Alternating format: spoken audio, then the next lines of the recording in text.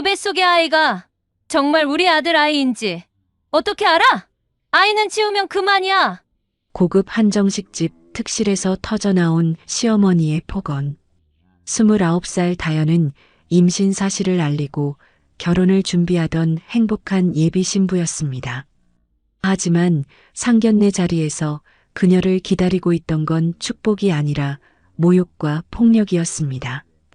엄마 없이 자라서 버릇이 없다는 막말부터 돈을 노린 계획적 임신이라는 의심까지 결국 시어머니의 손이 다연의 뺨을 강타했고 임신 초기였던 다연은 그대로 쓰러지고 말았습니다. 하지만 그 순간 화장실에서 돌아온 한 남자가 모든 것을 목격했습니다. 평범한 배송 기사처럼 보이던 다연의 아버지, 그는 과연 누구였을까요? 그리고 딸을 때린 그들에게 어떤 일이 벌어지게 될까요? 항상 시청해주시는 모든 분들께 감사드립니다. 오늘의 이야기 지금 바로 시작합니다. 새벽 5시 동대문 시장 골목에는 벌써부터 사람들의 발소리와 차들의 경적 소리가 뒤섞여 울려 퍼지고 있었습니다. 도매상들이 하나둘씩 셔터를 올리는 소리, 손수레 바퀴가 아스팔트 위를 굴러가는 소리, 그리고 상인들이 서로 인사를 나누는 목소리가 이른 아침 공기를 가득 채웠습니다. 겨울 새벽의 찬 공기 속에서 사람들의 입에서는 하얀 입김이 피어올랐고 골목 여기저기에서는 김이 모락모락 나는 국밥 냄새가 풍겨왔습니다.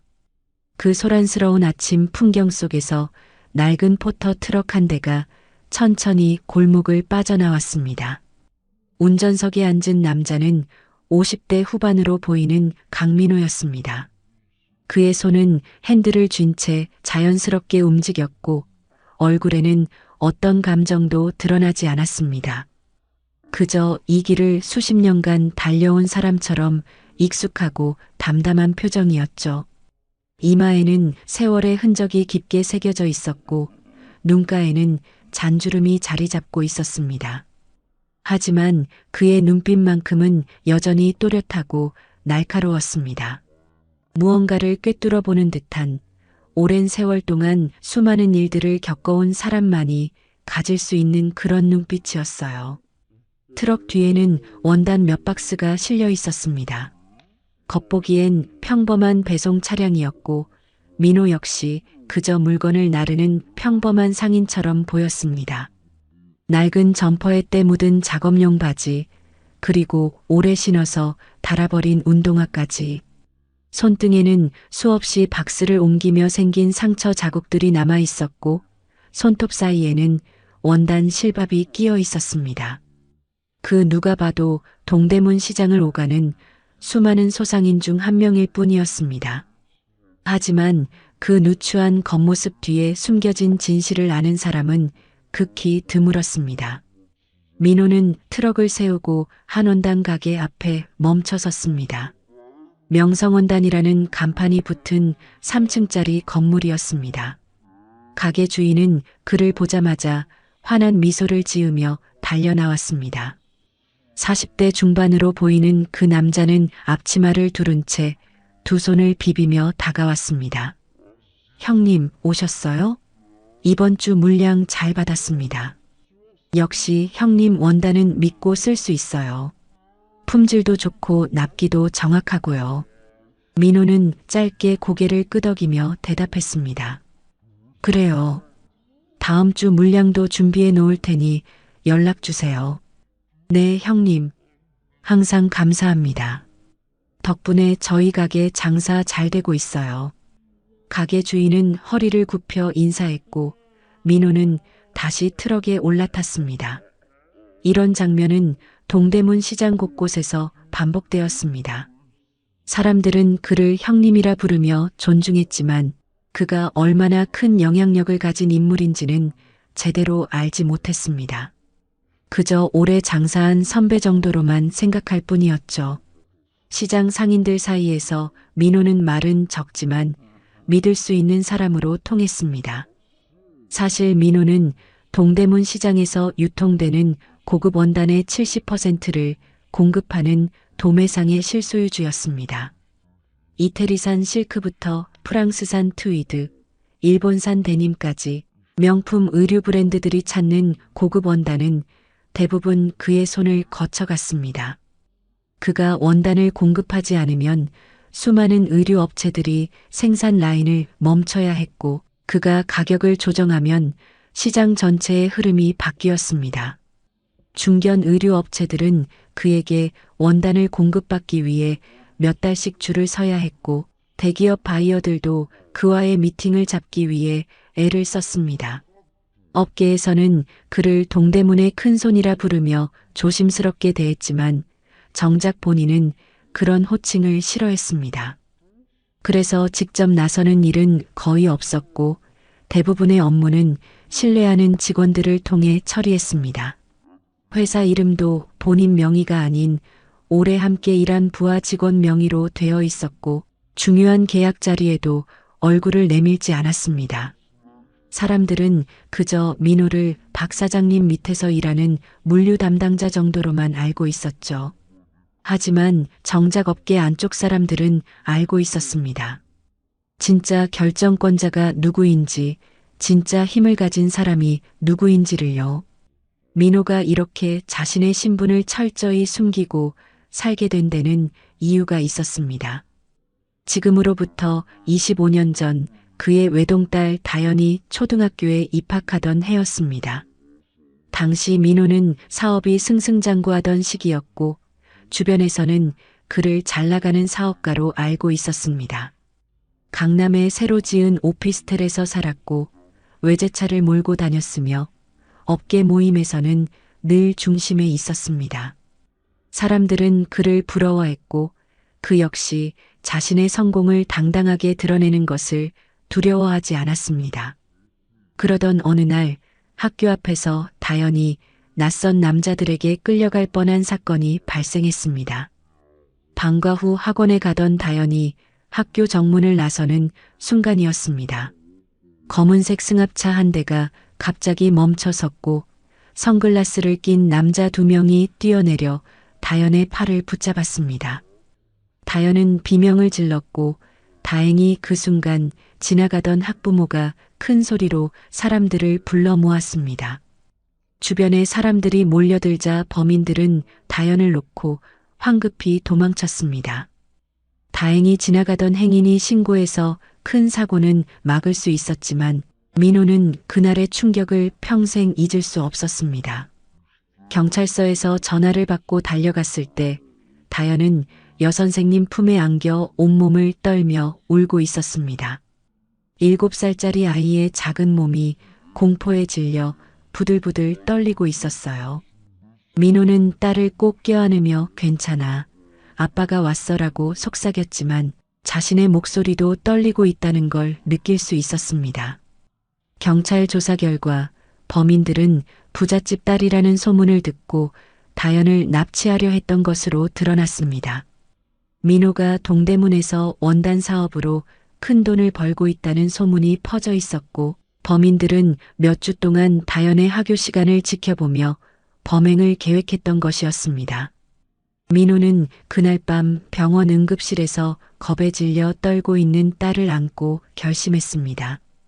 다시는 이런 일이 일어나지 않도록 철저히 모습을 감추고 살겠다고요.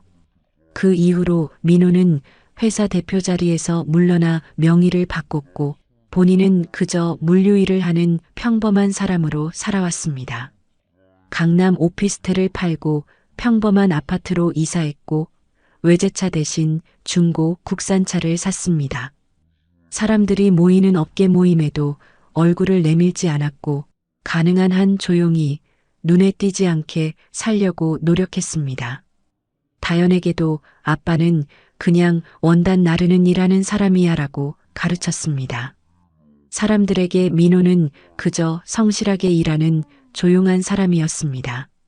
말수가 적고 감정 표현도 거의 없었지만 한 번 한 약속은 반드시 지켰습니다. 새벽 5시에 약속이 있으면 새벽 4시 반에 도착했고, 납기일을 정하면 하루도 늦춘 적이 없었습니다. 거래처에서 힘든 일이 있으면 먼저 나서서 도왔고 어려운 사람을 보면 말없이 손을 내밀었습니다. 그래서 거래처들은 그를 신뢰했고 오랜 시간 함께 일해온 사람들은 그의 묵직한 성품을 존중했습니다. 하지만 민호에게도 절대 건드려서는 안 되는 선이 있었습니다. 바로 그의 딸 다연이었습니다. 몇 년 전 한 거래처 사장이 술자리에서 다연에게 불편한 농담을 던진 적이 있었습니다. 그날 민호는 아무 말도 하지 않았지만 다음 날부터 그 회사와의 모든 거래를 끊어버렸습니다. 그 회사는 석 달 만에 부도가 났고 사장은 민호를 찾아와 무릎을 꿇고 빌었지만 민호는 문 밖으로 내쫓았습니다. 그 일이 있은 후 업계 사람들은 알게 되었습니다. 강민호라는 사람에게 딸은 절대 건드려서는 안 되는 금기라는 것을요. 다연은 민호의 전부였습니다. 아내를 일찍 여인 후 그는 홀로 딸을 키우며 살아왔습니다. 다연이 아플 때면 밤새 간호했고 학교 행사가 있으면 절대 빠지지 않았습니다. 운동의 날에는 새벽부터 가서 자리를 잡았고 학예회 때는 맨 앞줄에 앉아서 딸의 공연을 영상으로 남겼습니다. 다른 아이들처럼 화려한 옷이나 비싼 장난감을 사주지는 못했지만 민호는 딸에게 정직하게 살아가는 법과 사람을 존중하는 마음을 가르쳤습니다. 그리고 다연은 그런 아버지의 가르침을 고스란히 받아들이며 성실하고 착한 사람으로 자라났습니다. 초등학교 때부터 모범생이었고 중학교 때는 반장을 했으며 고등학교 때는 정교 회장까지 했습니다. 대학도 장학금을 받고 다녔고 졸업 후에는 스스로 취업 준비를 해서 대기업에 입사했습니다. 민호는 딸이 어떤 어려움도 스스로 헤쳐나가는 모습을 보며 가슴이 벅차올랐습니다. 이제 다연은 29살이 되어 대기업에서 마케팅 일을 하고 있었습니다. 민호는 딸이 자신의 힘없이도 당당하게 살아가는 모습을 보며 뿌듯해했습니다. 그리고 다연이 행복하기만 하다면 그것으로 충분하다고 생각했습니다. 자신은 그저 딸의 뒤에서 조용히 지켜보는 역할만 하면 된다고 믿었죠.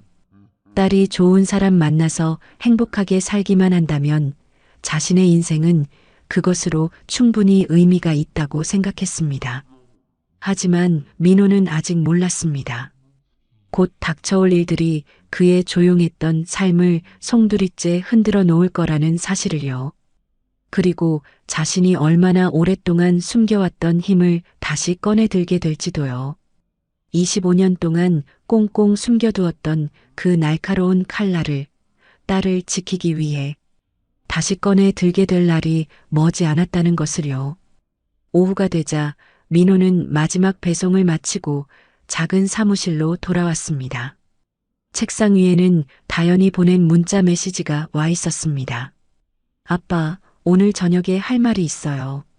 집에서 기다릴게요. 민호는 휴대폰을 내려다보며 잠시 생각에 잠겼습니다. 딸의 목소리가 평소와 달리 조심스럽게 느껴졌습니다. 무슨 일인지는 몰랐지만 왠지 모르게 가슴 한편이 무거워지는 기분이었습니다.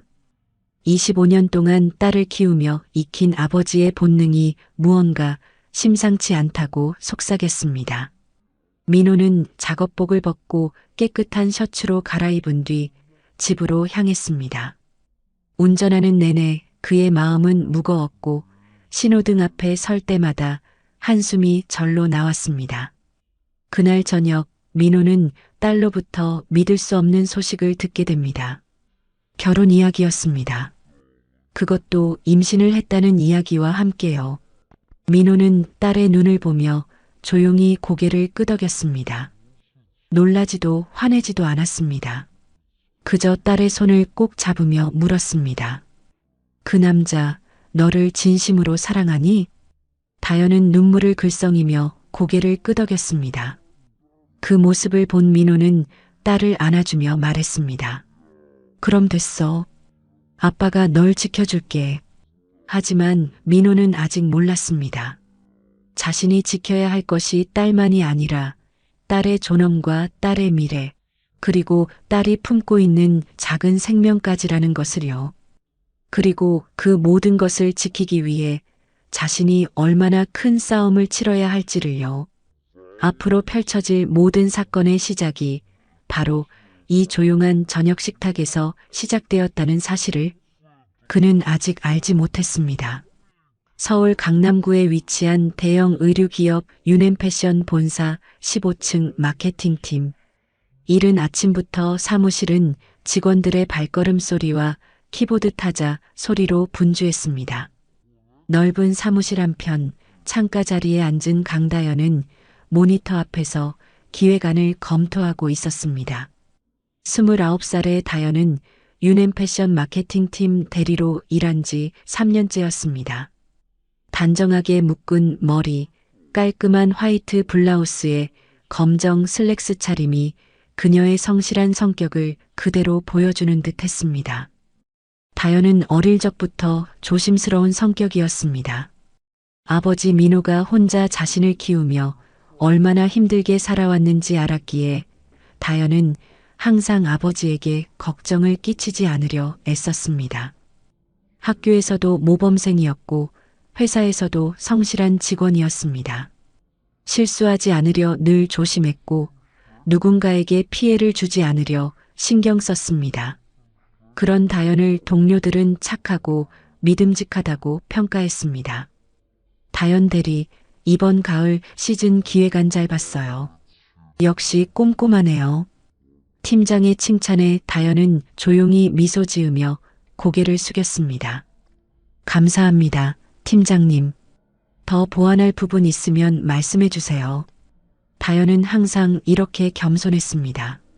자신을 드러내기보다는 한 발 뒤에서 묵묵히 일하는 스타일이었죠. 하지만 그런 다연에게도 마음을 열고 편하게 지내는 사람이 있었습니다.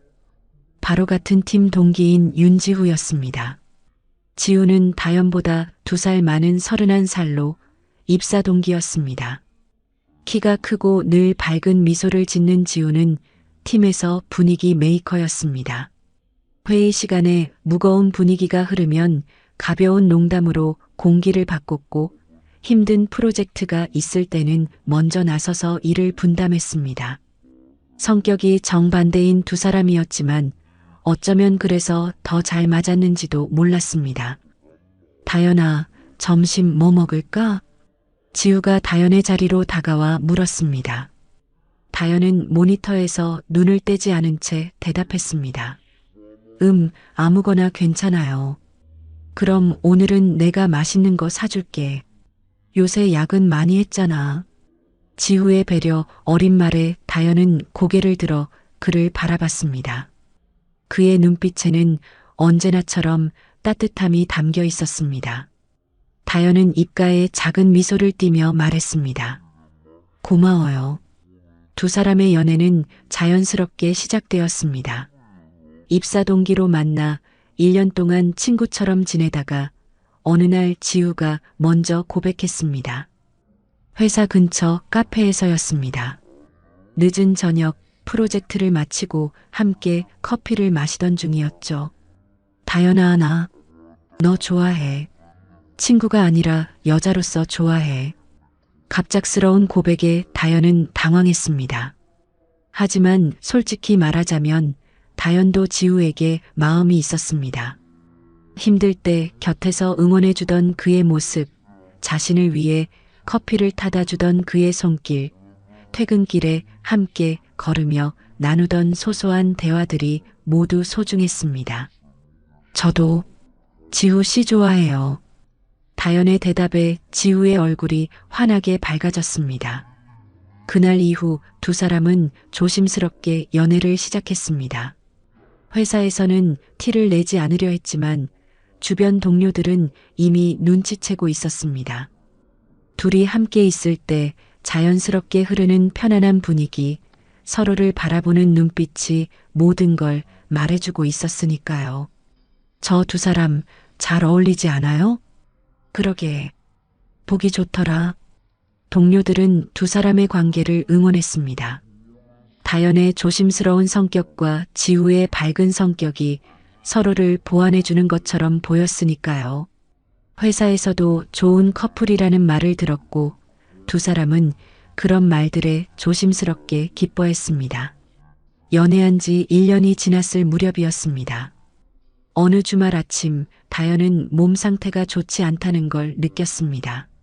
속이 미식거리고 어지러웠습니다. 처음에는 과로 때문이라고 생각했습니다. 하지만 증상이 며칠째 계속되자 다연은 불안한 마음에 약국에 들렀습니다. 임신 테스트기를 집으로 가져와 화장실에서 검사를 했습니다. 두 줄이 선명하게 나타났습니다.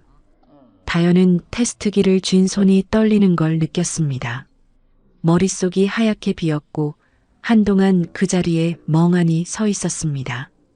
어떻게 하지? 다연은 휴대폰을 꺼내 지우에게 전화를 걸었습니다. 전화벨이 몇 번 울린 후 지우의 목소리가 들려왔습니다. 다연아, 무슨 일이야? 지우 씨, 지금 시간 돼요? 만날 수 있을까요?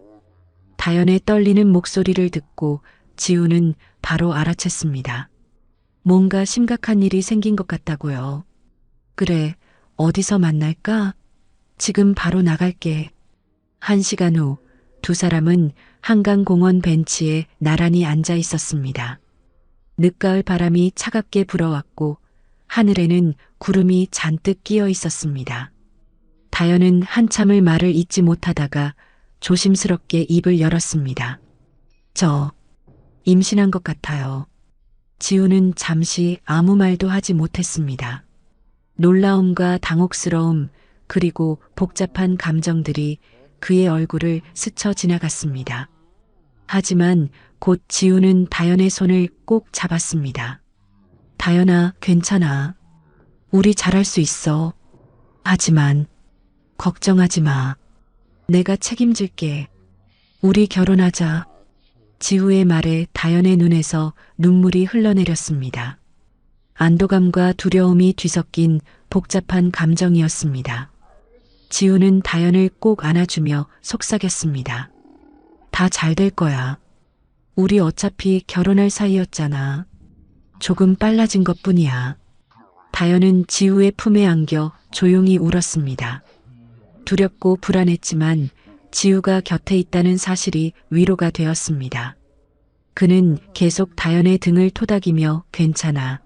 다 괜찮을 거야 라고 반복했습니다. 그날 저녁 다연은 아버지에게 모든 걸 말했습니다. 민호는 딸의 이야기를 끝까지 듣고 난 후 조용히 물었습니다. 그 남자 너를 진심으로 사랑하니? 다연은 고개를 끄덕였습니다. 네, 아빠. 지우는 좋은 사람이에요. 저를 정말 아껴줘요. 민호는 한참 동안 딸을 바라보다가 천천히 말했습니다. 그럼 됐다. 아빠가 널 지켜줄게. 상견례 날짜 잡아라. 다연은 아버지의 말에 감사의 눈물을 흘렸습니다. 혼낼 줄 알았는데 아버지는 언제나처럼 자신의 편이었습니다. 민호는 딸의 머리를 쓰다듬으며 부드럽게 말했습니다. 다연아, 내가 행복하면 아빠도 행복해. 두려워하지 마. 며칠 후 지우도 부모님에게 이 사실을 말했습니다. 하지만 지우 부모님의 반응은 민호와는 달랐습니다. 특히 어머니 오선영의 반응은 냉랭했습니다. 뭐? 임신? 그 여자가? 선영의 목소리에는 차가운 분노가 담겨 있었습니다. 아버지 윤상준도 불편한 표정으로 팔짱을 끼고 앉아 있었습니다. 어머니, 저희 결혼하려고요. 다연이는 정말 좋은 사람이에요. 좋은 사람? 몸도 못 가리는 주제에? 선영의 말에 지우는 얼굴이 굳었습니다. 어머니, 그런 식으로 말씀하시면 안 돼요. 저도 책임이 있어요. 넌 가만히 있어. 내가 알아서 할 테니까. 선영의 눈빛에는 뭔가 계획이 있는 듯한 차가운 빛이 서려 있었습니다. 지우는 불안한 마음으로 어머니를 바라봤지만 선영은 더 이상 아무 말도 하지 않았습니다. 그저 입술을 꽉 다문 채 창밖을 바라볼 뿐이었습니다. 며칠 후 급하게 양가 상견례 날짜가 잡혔습니다. 다연의 임신으로 배가 더 불러오기 전에 최대한 빨리 결혼을 진행하기로 다연과 지우는 이야기했습니다. 다연은 설레기도 했지만 한편으로는 불안했습니다. 지우에게서 시댁의 반응이 좋지 않다는 말을 들었기 때문이었습니다. 하지만 다연은 최선을 다해 좋은 인상을 남기려고 다짐했습니다. 사랑하는 사람과 함께하기 위해서라면 무엇이든 할 수 있다고 생각했습니다. 아빠, 저 잘할 수 있겠죠? 상견례 전날 밤 다연은 아버지에게 물었습니다. 민호는 딸의 손을 꼭 잡으며 대답했습니다. 다연아, 넌 이미 충분히 훌륭해. 당당하게 가거라. 하지만 민호는 알고 있었습니다. 앞으로 펼쳐질 일들이 결코 순탄하지 않을 거라는 것을요. 그리고 자신이 딸을 지키기 위해 무엇을 해야 할지도요. 다음날 상견례 자리에서 벌어질 일들을 그는 아직 상상하지 못했습니다. 강남구 청담동에 위치한 고급 주택가. 담장 너머로 보이는 3층짜리 단독주택은 윤지후의 부모가 사는 집이었습니다. 넓은 정원에는 정성스럽게 가꾼 소나무와 정원석들이 놓여 있었고 현관 앞에는 고급 수입차 2대가 나란히 주차되어 있었습니다. 이 집의 안주인 오선영은 거실 소파에 앉아 찻잔을 들고 있었습니다. 하지만 그녀의 손은 미세하게 떨리고 있었고 얼굴에는 억누른 분노가 역력했습니다. 여보, 진정해요. 아이들이 이미 결정한 일인데. 남편 윤상준이 조심스럽게 말을 꺼냈지만 선영은 찻잔을 탁자에 세게 내려놓으며 입을 열었습니다. 진정하라고요? 당신은 이게 무슨 의미인지 모르는 거예요? 선영의 목소리는 낮았지만 날카로웠습니다. 50대 중반의 그녀는 언제나 단정하고 우아한 모습을 유지했지만 지금 그녀의 눈빛에는 차가운 계산이 서려 있었습니다. 잘 관리된 피부, 명품 브랜드 옷, 손목에 다이아몬드 팔찌까지 모든 것이 그녀의 지위를 말해주고 있었습니다. 사실 선영에게는 아들 지우를 위한 원대한 계획이 있었습니다. 그것은 바로 중견 섬유기업 회장의 딸 장세린과의 정략 결혼이었습니다. 장세린의 아버지 장현철 회장은 국내 최대 섬유기업 중 하나인 대한섬유를 운영하고 있었습니다. 해외 여러 나라에 공장을 두고 있었고 연 매출이 수천억 원에 달하는 큰 회사였죠. 선영의 남편 상준이 운영하는 유넨패션은 중견 의류 기업이었습니다. 국내에서는 어느 정도 이름이 알려진 브랜드였지만 해외로 나가기에는 자본과 유통망이 부족했습니다. 선영은 아들과 세린의 결혼을 통해 두 회사를 연결하려 했습니다. 그렇게 되면 유넨패션은 대한섬유의 원단 공급망과 해외 유통망을 활용할 수 있었고 회사 규모를 2배는 키울 수 있었습니다. 중국과 베트남, 인도네시아까지 진출하는 꿈을 꿀 수 있었죠. 선영은 이 계획을 위해 3년 동안 준비해 왔습니다. 장 회장 부인과 골프 모임에서 친분을 쌓았고 자선 행사에서 함께 활동하며 관계를 다졌습니다. 딸 세린을 여러 번 집으로 초대해 지후와 자연스럽게 만나게 했고 가족 모임에도 함께 참석하게 했습니다. 세린은 명문대를 졸업하고 유학까지 다녀온 똑똑한 여성이었습니다. 외모도 뛰어났고 집안 배경도 훌륭했습니다. 선영이 보기에 세린은 며느리로서 완벽한 조건을 갖추고 있었습니다. 장 회장님 댁에서는 이미 긍정적으로 보고 계세요. 올해 안에 약혼식을 올리자고 하셨다고요. 선영은 한 달 전 남편에게 이렇게 말했었습니다. 상준도 이 결혼이 회사에 큰 도움이 될 거라는 걸 알고 있었기에 찬성했습니다.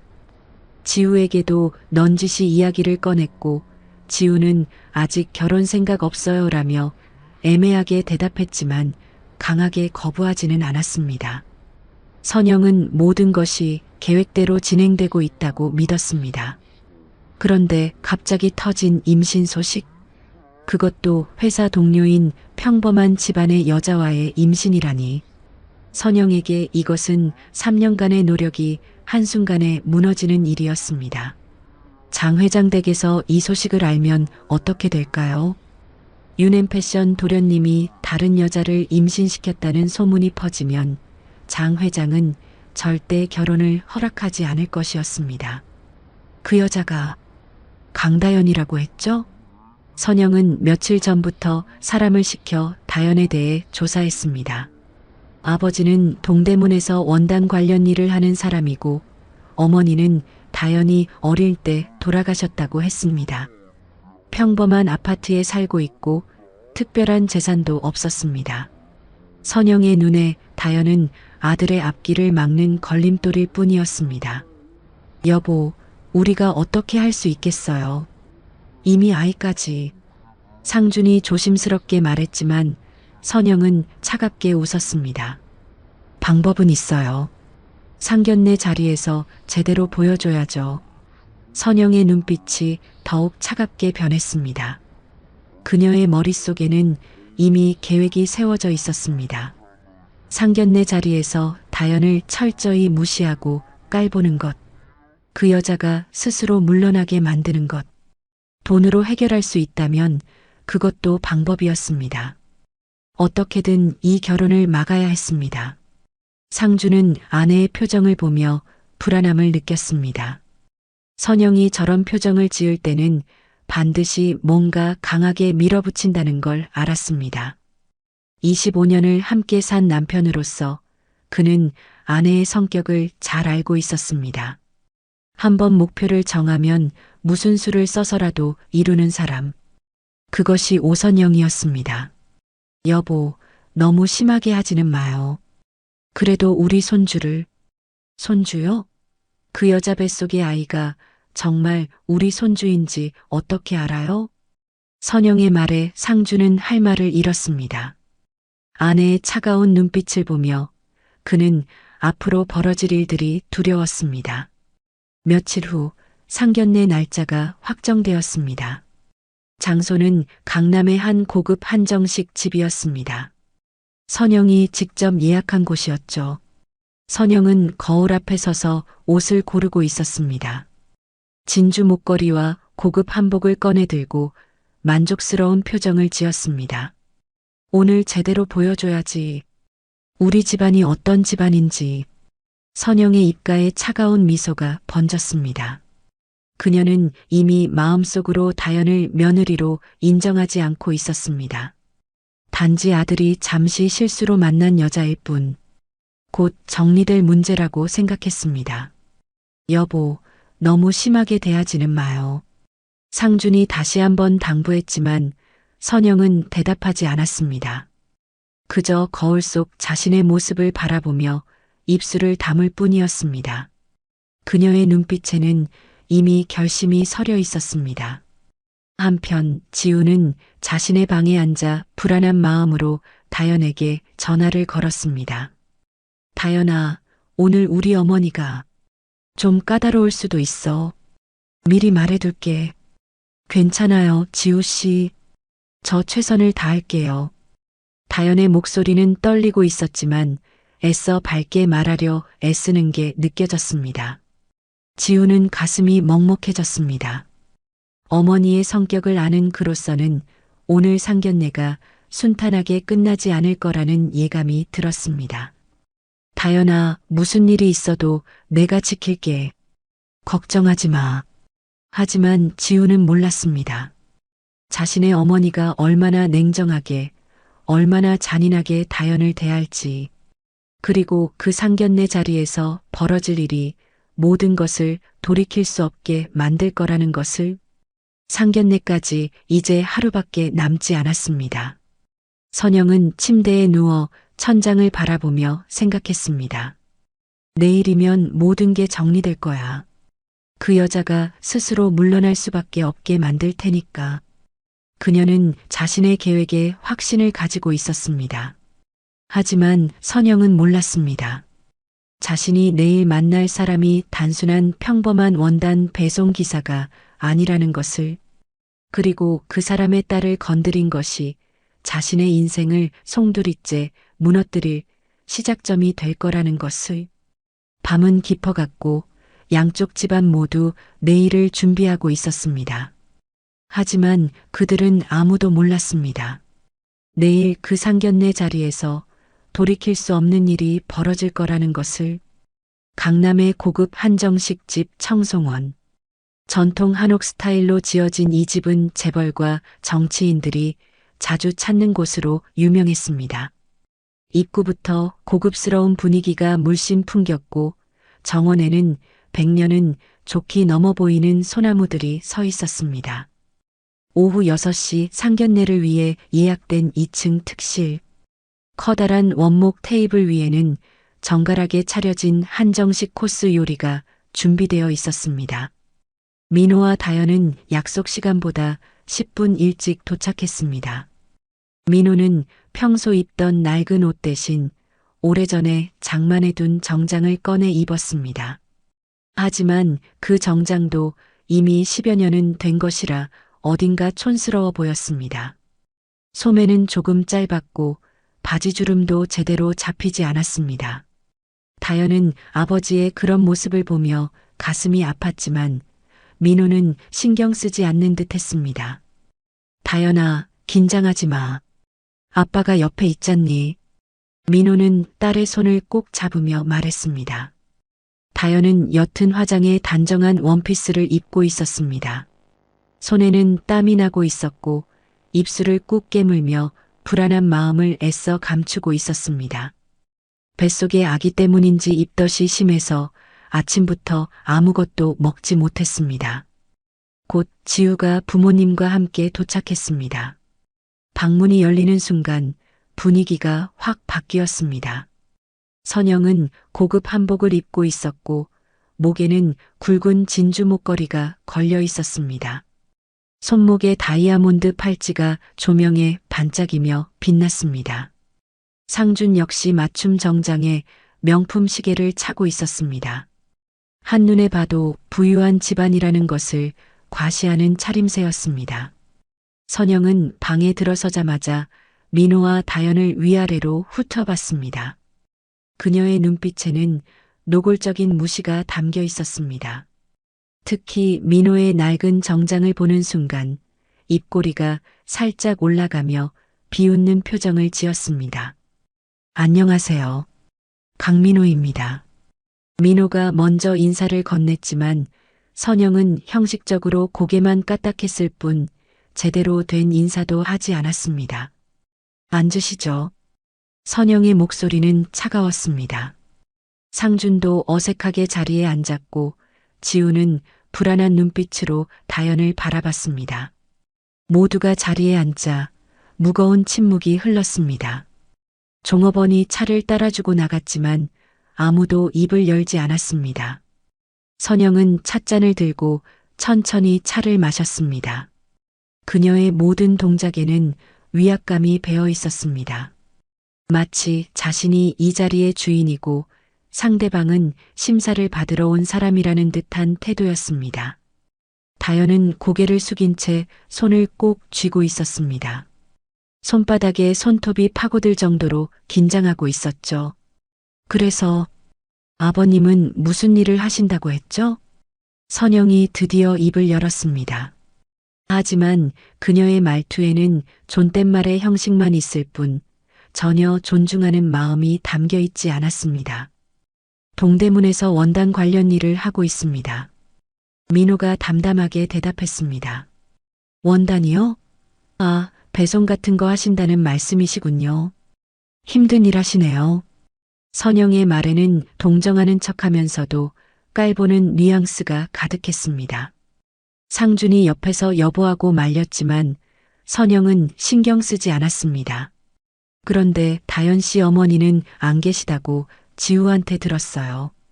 선영이 다현에게 날카로운 시선을 던지며 물었습니다. 네, 어머니는 제가 어릴 때 돌아가셨습니다. 다현이 떨리는 목소리로 대답했습니다. 아이고, 그러셨구나. 어린 나이에 어머니를 여의다니 얼마나 힘드셨겠어요. 선영의 말은 위로하는 것처럼 들렸지만 그녀의 눈빛은 차갑기만 했습니다. 그럼 아버님 혼자 키우셨다는 말씀이네요. 남자 혼자 딸 키우기 얼마나 어려우셨겠어요. 선영이 민호를 보며 말했습니다. 하지만 그 말투에는 은근히 제대로 못 키웠겠다는 의미가 숨어 있었습니다. 저는 어머니는 안 계셨지만 아버지께서 어머니 빈자리를 잘 챙겨주셨어요. 다연이 조심스럽게 말했지만 선영은 피식 웃었습니다. 아버지께서요? 근데 어머니가 안 계시니까 가정교육 같은 건 제대로 받기 어려웠을 것 같은데요. 여자아이는 특히 엄마 손길이 필요한데 말이에요.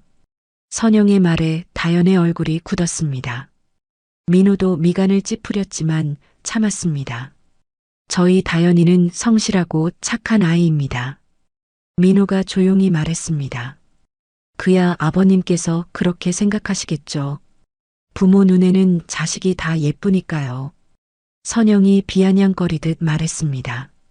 그리고는 다연을 빤히 쳐다보며 입을 열었습니다. 그런데 다연 씨 회사에서 지우랑 같이 일한다고 했죠? 언제부터 사귀었어요? 1년 정도 됐습니다. 1년이요? 그런데 벌써 이런 일이 생겼네요. 선영의 목소리에 비난의 기색이 점점 짙어졌습니다.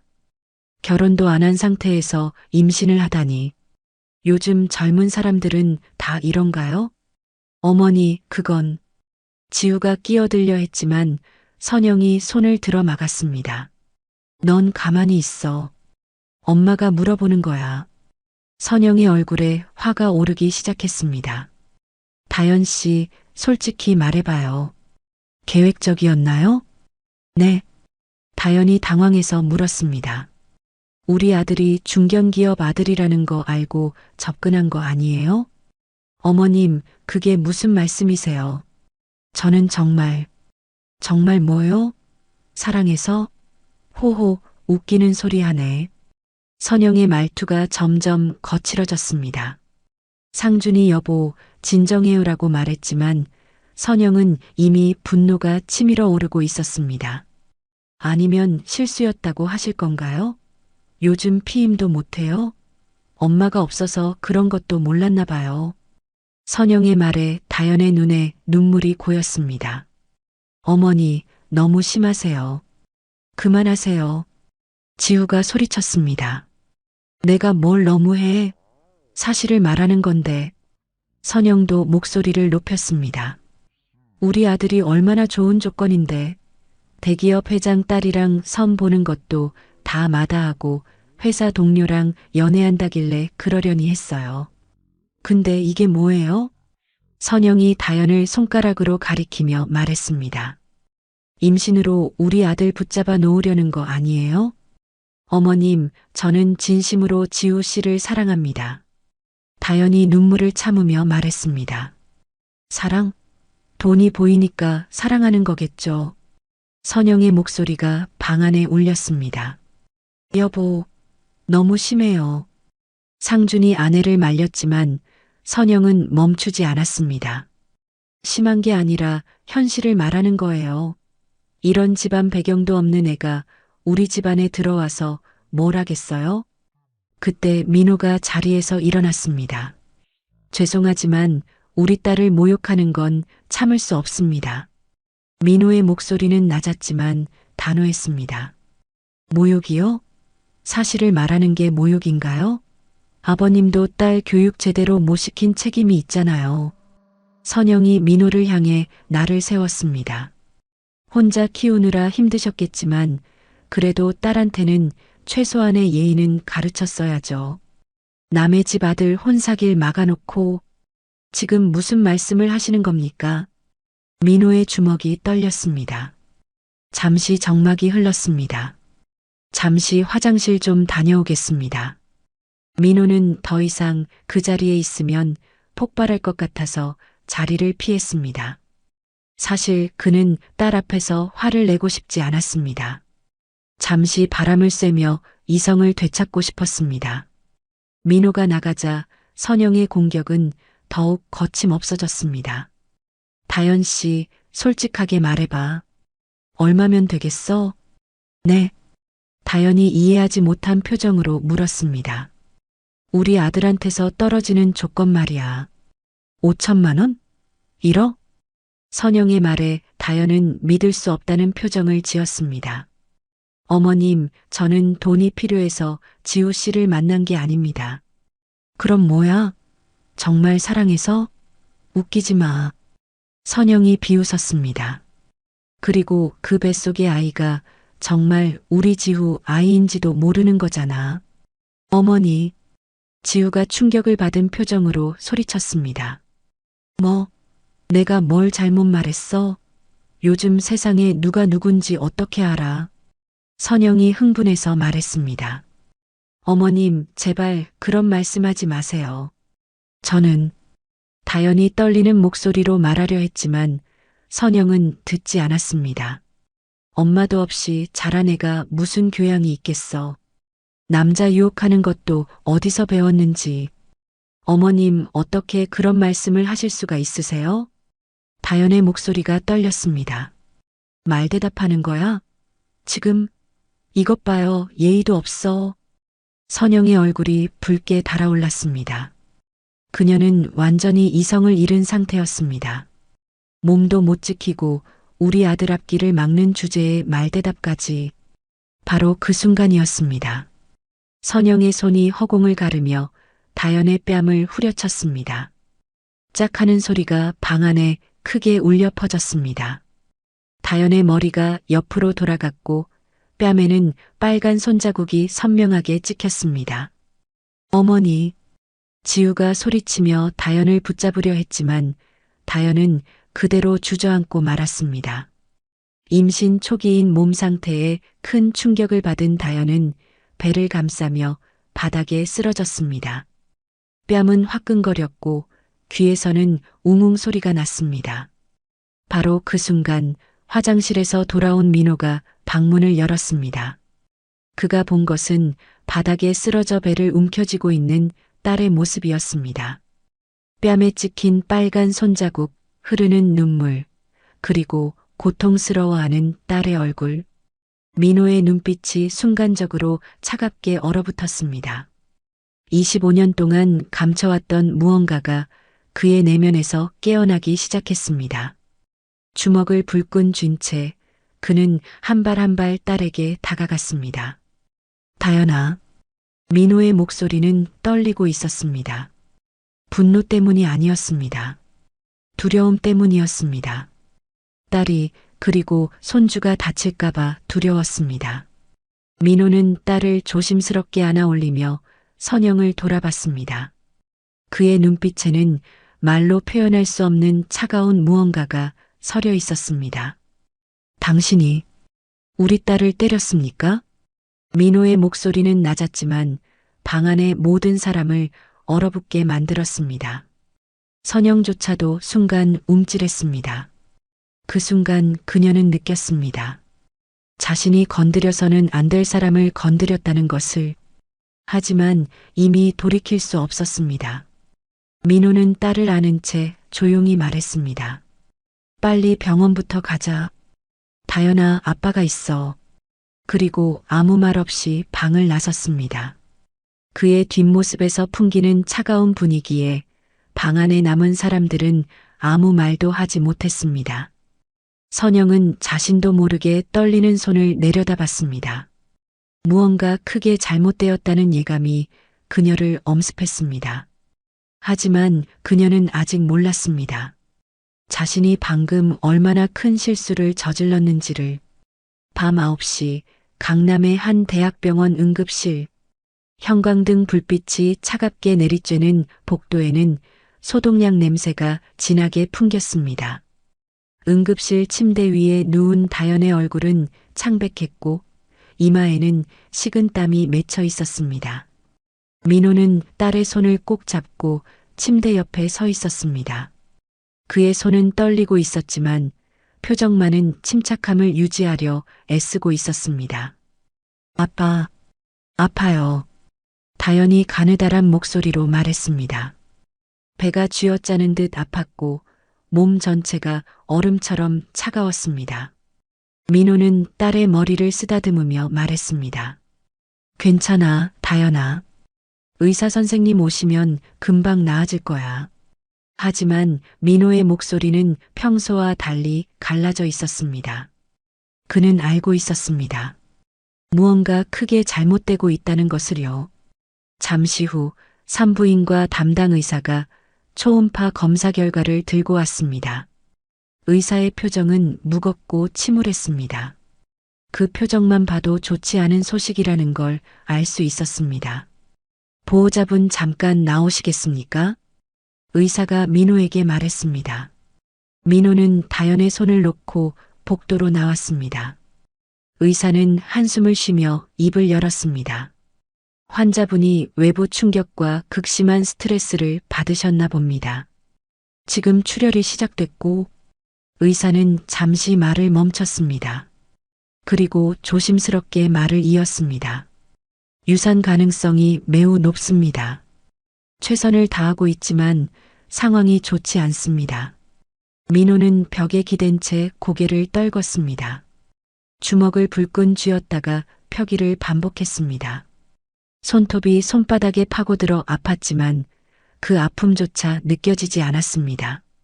머릿속에는 상견례 자리에서 본 장면들이 계속 떠올랐습니다. 선영이 딸의 뺨을 때리던 순간 바닥에 쓰러진 딸의 모습, 그리고 배를 감싸며 고통스러워하던 모습. 제 손주를 죽인 거군요. 민호의 목소리는 낮고 차가웠습니다. 의사는 민호의 표정을 보며 조심스럽게 물었습니다. 무슨 일이 있으셨습니까? 아닙니다. 최선을 다해 주십시오. 민호는 더 이상 말하지 않았습니다. 1시간 후 응급처치실 문이 열렸습니다. 간호사가 나와서 고개를 저었습니다. 그 순간 민호는 모든 것을 이해했습니다. 손주는 지키지 못했다는 것을요. 민호는 천천히 다연이 있는 병실로 들어갔습니다. 다연은 침대에 누워 천장을 멍하니 바라보고 있었습니다. 눈에서는 눈물이 끊임없이 흘러내리고 있었지만 소리내어 울지는 않았습니다. 그저 조용히, 아주 조용히 눈물만 흘리고 있었습니다. 다연아. 민호가 다가가자 다연은 고개를 돌려 아버지를 바라봤습니다. 아빠, 우리 아기가 떠났어요. 다연의 목소리는 떨리고 있었습니다. 제가 지키지 못했어요. 제가 약해서, 제가 잘못해서. 아니야, 다연아. 내 잘못이 아니야. 민호는 딸을 꼭 안아주었습니다. 다연은 아버지 품에 안겨 소리 없이 울었습니다. 온몸이 떨렸고 가슴이 찢어질 듯 아팠습니다. 뱃속에 있던 작은 생명을 지키지 못했다는 죄책감이 그녀를 짓눌렀습니다. 민호는 딸의 등을 쓰다듬으며 아무 말도 하지 않았습니다. 하지만 그의 눈빛은 점점 차갑게 변해가고 있었습니다. 25년 동안 딸을 지키기 위해 숨어 살았던 그 시간들. 조용히 눈에 띄지 않게 누구에게도 피해주지 않으려 애썼던 그 세월들. 하지만 이제는 달랐습니다. 다연아, 좀 쉬어라. 아빠가 잠깐 나갔다 올게. 민호는 딸의 이마에 키스를 하고 병실을 나왔습니다. 복도 끝 비상계단으로 향한 민호는 주머니에서 휴대폰을 꺼냈습니다. 그리고 전화번호 하나를 눌렀습니다. 단 한 번의 신호음 후 상대방이 전화를 받았습니다. 사장님. 전화 너머로 들려온 목소리는 박도훈이라는 남자였습니다. 민호의 회사에서 20년 넘게 일해온 오른팔이었죠. 도훈 씨. 민호의 목소리는 평소와 달랐습니다. 더 낮고 더 차갑고 더 날카로웠습니다. 유넨 패션이라고 아십니까? 네, 중견 의류업체죠. 원단 거래하는 곳 중 하나입니다. 오늘부터 그 회사랑 원단 공급 전면 중단하십시오. 박도훈은 잠시 침묵했습니다. 민호가 이렇게 직접 지시를 내리는 것은 처음이었습니다. 그것도 이렇게 차갑고 단호한 목소리로요. 사장님, 무슨 일이? 묻지 마십시오. 그냥 실행하십시오. 그리고 다른 원단 도매상들한테도 연락하십시오. 유넨패션이랑 거래하지 말라고. 알겠습니다, 사장님. 박도훈은 더 이상 묻지 않았습니다. 20년 넘게 함께 일하면서 그는 알고 있었습니다. 민호가 이런 목소리를 낼 때는 절대 되돌릴 수 없다는 것을요. 전화를 끊은 민호는 난간에 기대어 밤하늘을 올려다봤습니다. 서울의 밤하늘은 별이 보이지 않았습니다. 그저 어두운 하늘만 그를 내려다보고 있었습니다. 한편 병실 복도에는 지우가 도착했습니다.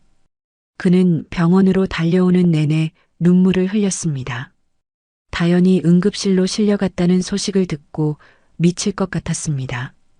어머니가 다연을 때린 그 순간이 계속 머릿속에 떠올랐습니다. 다연아. 지우가 병실 문을 열고 들어갔습니다. 다연은 침대에 누워 창밖을 바라보고 있었습니다.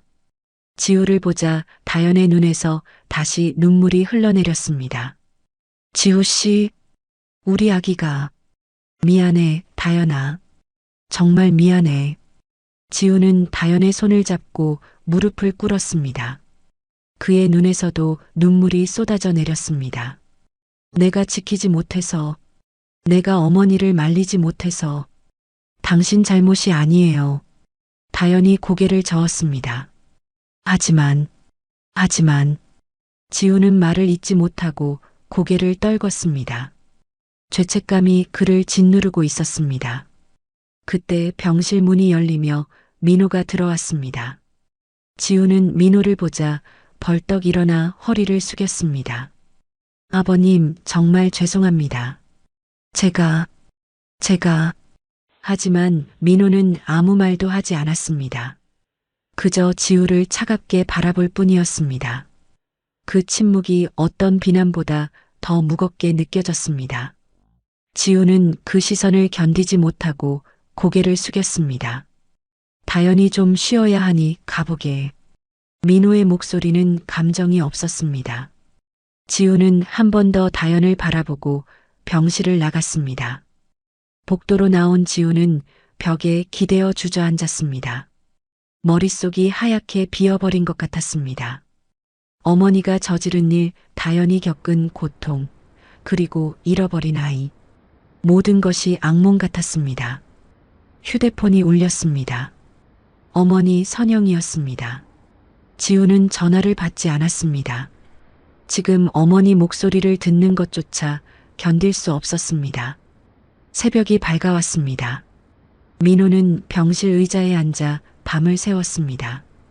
다연은 약을 먹고 잠들어 있었고 얼굴에는 여전히 눈물 자국이 남아 있었습니다. 민호는 딸의 손을 꼭 잡고 있었습니다. 그의 휴대폰으로 박도훈에게서 문자가 왔습니다.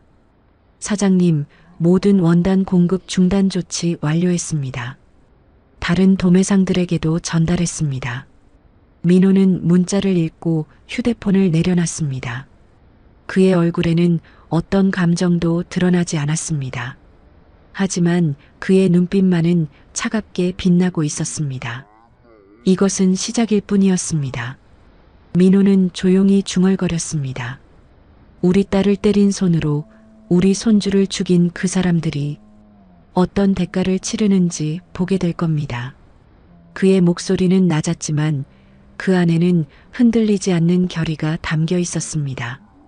25년 동안 잠들어 있던 동대문의 큰 손이 깨어난 것입니다. 그리고 그의 분노는 이제 시작일 뿐이었습니다. 창밖으로 새벽해가 떠오르고 있었습니다. 하지만 유넨패션에게는 긴 어둠이 시작되고 있었습니다. 그들은 아직 몰랐습니다. 자신들이 얼마나 큰 실수를 저질렀는지, 그리고 앞으로 어떤 일들이 벌어질지. 민호는 딸의 손을 꼭 잡은 채 창밖을 바라봤습니다. 그의 얼굴에는 어떤 표정도 없었습니다. 하지만 그 침묵 속에는 폭풍이 숨어 있었습니다. 곧 터져 나올 폭풍이요.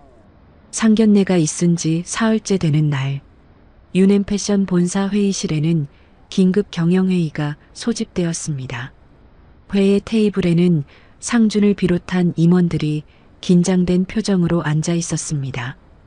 생산 담당 이사가 급하게 보고를 시작했습니다. 사장님, 큰일 났습니다.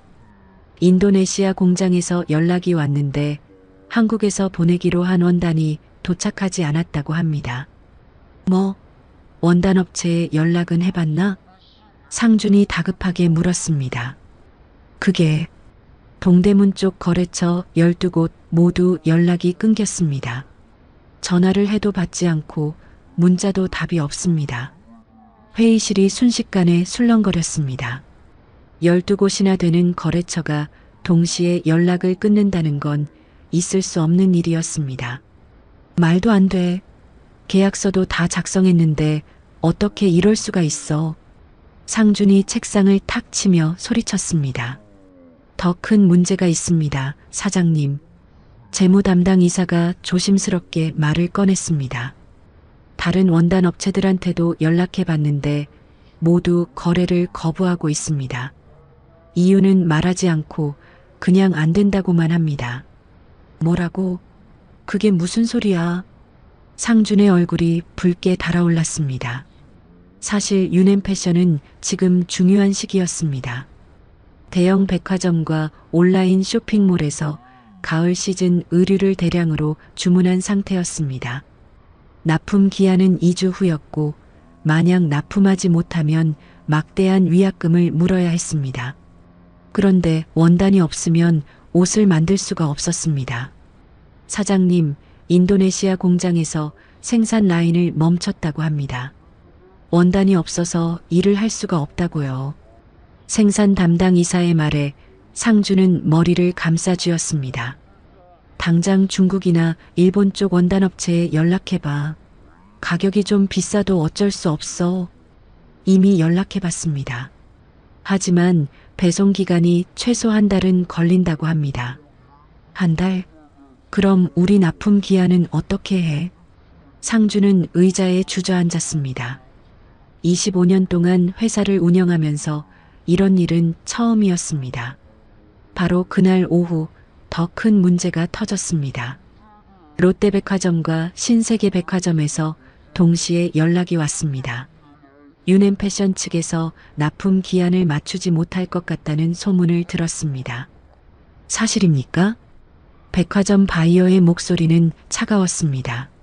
아닙니다. 그건 오해입니다. 저희가 반드시 확실하게 답변해 주십시오. 만약 납품이 늦어진다면 저희도 대책을 세워야 합니다. 상준은 식은땀을 흘리며 대답했습니다. 반드시 기한 내에 납품하겠습니다. 하지만 전화를 끊고 나서 상준은 무너질 것 같았습니다. 어떻게 납품을 한단 말입니까? 원단도 없는데요. 이틀 후 최악의 소식이 들려왔습니다. 주요 백화점 3곳과 온라인 쇼핑몰 5곳에서 일제히 주문을 취소했습니다. 그리고 계약서에 명시된 위약금을 청구한다는 내용 증명을 보내왔습니다. 총 위약금은 30억 원. 유넨패션으로서는 감당하기 힘든 금액이었습니다. 사장님, 은행에서 연락이 왔습니다. 비서가 급하게 들어왔습니다. 은행에서 웬 연락이야? 대출 상환을 요구한다고 합니다. 회사 신용도가 급격히 떨어져서 여신 회수에 들어간다고요. 상준은 귀를 의심했습니다. 뭐라고? 대출금이 얼마인데? 50억입니다, 사장님. 상준의 얼굴이 창백해졌습니다.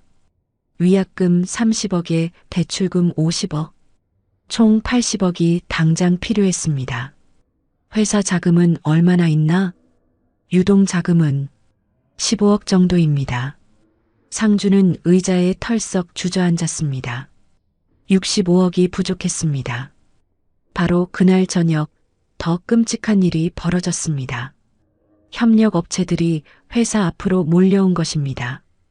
봉제 공장, 부자재 업체, 포장업체 사장들이 30여 명이나 되었습니다. 밀린 대금 주십시오. 3개월째 돈을 못 받았습니다. 이러다 우리도 망합니다. 회사 로비는 순식간에 아수라장이 되었습니다. 경비들이 말리려 했지만 역부족이었습니다. 상주는 급히 내려가서 사람들을 진정시키려 했습니다. 여러분, 진정하십시오. 제가 책임지고 대금을 지불하겠습니다. 언제요? 지난번에도 다음 달이라고 했잖습니까? 한봉제 공장 사장이 소리쳤습니다. 제 공장 직원들 월급도 못 줬습니다. 사장님, 제발 돈 좀 주십시오. 사람들의 목소리가 점점 커졌고 상황은 통제 불능이 되어 갔습니다. 결국 경찰이 출동했고 그 장면은 뉴스에 보도되었습니다. 중견 의류업체 유넨패션에서 협력업체 사장들이 밀린 대금을 요구하며 집단 시위를 벌였습니다. 유넨패션 측은 자금난으로 어려움을 겪고 있는 것으로 알려졌습니다. 뉴스를 본 선영은 리모컨을 떨어뜨렸습니다. 화면 속에는 남편 상준이 협력업체 사람들에게 둘러싸여 고개를 숙이고 있는 모습이 나왔습니다.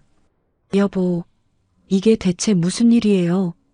선영이 급히 남편에게 전화를 걸었지만 상준은 전화를 받지 않았습니다. 1시간 후 집에 돌아온 상준의 모습은 말이 아니었습니다. 정장은 구겨져 있었고 얼굴에는 피로와 절망이 가득했습니다. 여보, 대체 무슨 일이에요?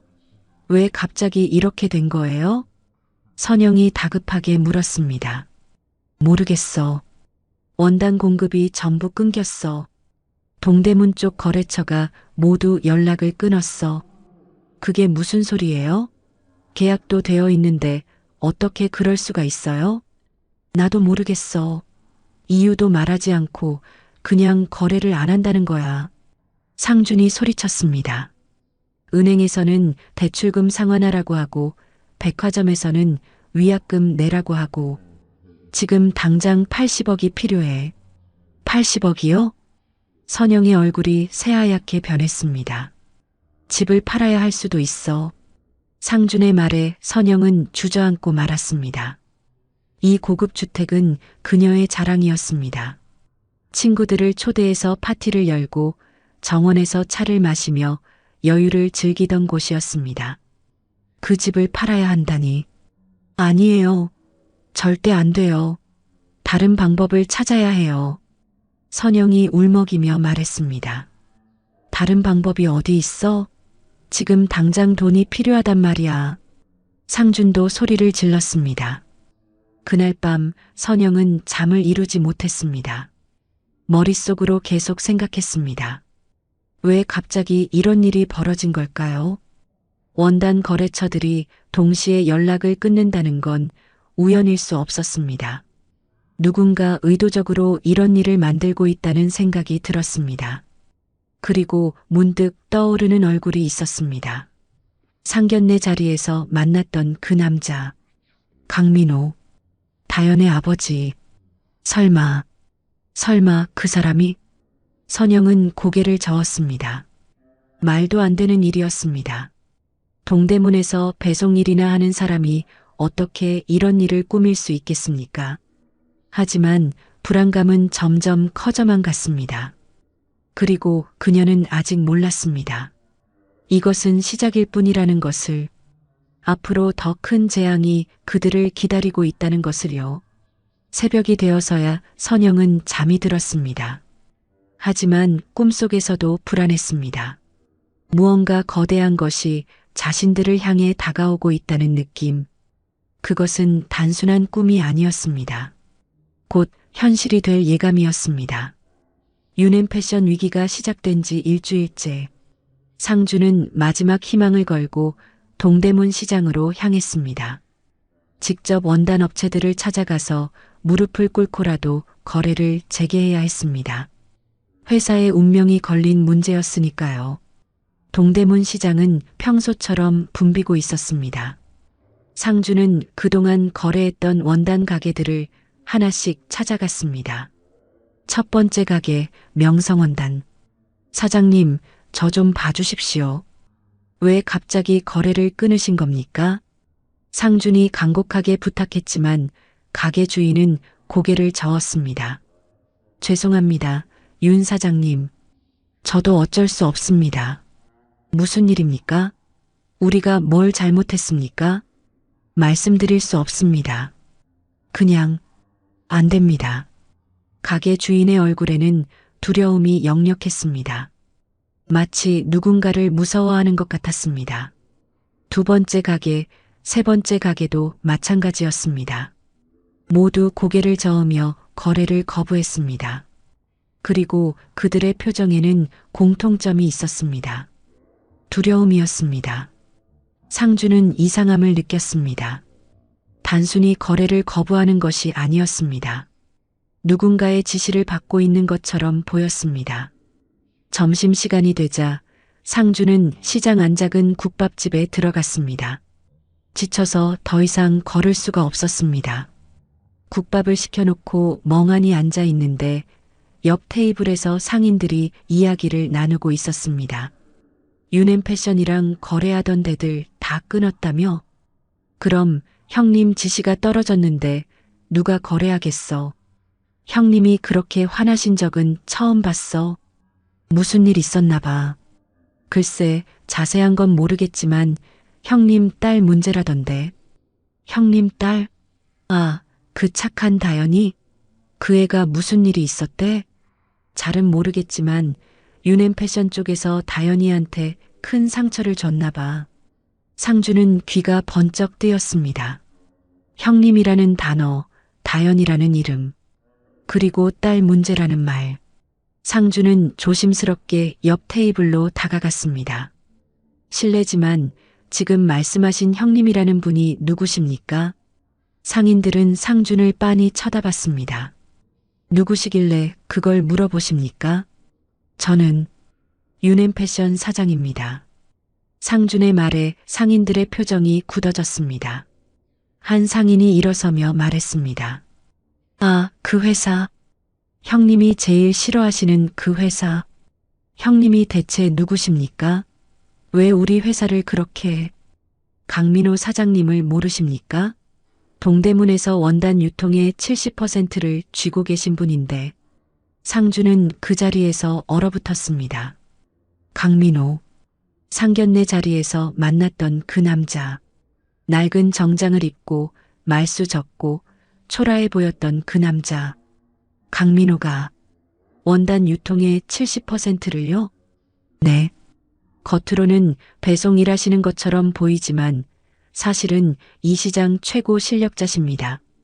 대한섬유, 세진텍스타일 같은 대기업들도 형님한테 고개 숙입니다. 상주는 다리에 힘이 풀려 의자에 주저앉았습니다. 머릿속이 하얗게 변했습니다. 그분 딸이 다연이라고 했습니까? 네, 착하고 예쁜 아가씨죠. 형님이 혼자 키우신 외동딸입니다. 상주는 모든 것을 이해했습니다. 왜 갑자기 원단 공급이 끊겼는지, 왜 모든 업체들이 동시에 거래를 거부했는지, 그리고 왜 은행까지 대출 상환을 요구했는지, 모든 것이 강민호의 손에서 시작된 일이었습니다. 상주는 비틀거리며 국밥집을 나왔습니다. 거리를 걷는 내내 식은땀이 흘렀습니다.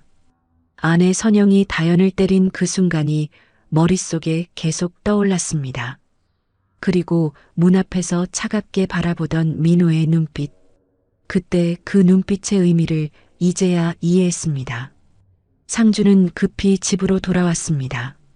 선영은 거실 소파에 앉아 명품 가방 정리를 하고 있었습니다. 혹시 몰라 집을 팔기 전에 중요한 물건들을 챙기는 중이었습니다. 여보, 상준이 숨을 헐떡이며 들어왔습니다. 왜 그래요? 원단 구했어요? 그게 아니라 강민호가 누군지 알았어. 강민호요? 그 다연이 아버지? 그 사람이 동대문 원단 유통의 70%를 쥐고 있는 실력자였어. 선영의 손에서 가방이 떨어졌습니다. 뭐라고요? 상견례 자리에서 우리가 무시했던 그 사람이 이 업계 최고 큰 손이었어요. 선영은 믿을 수 없다는 표정을 지었습니다. 말도 안 돼요. 그 사람 차림새 봤잖아요. 낡은 정장에 촌스러운 옷차림에. 그게 다 위장이었소. 동대문 사람들은 다 알고 있었어. 그 사람이 얼마나 큰 힘을 가진 사람인지. 상준이 소리쳤습니다. 그래서 지금 이 모든 일이? 선영의 얼굴이 창백해졌습니다. 그렇다니까?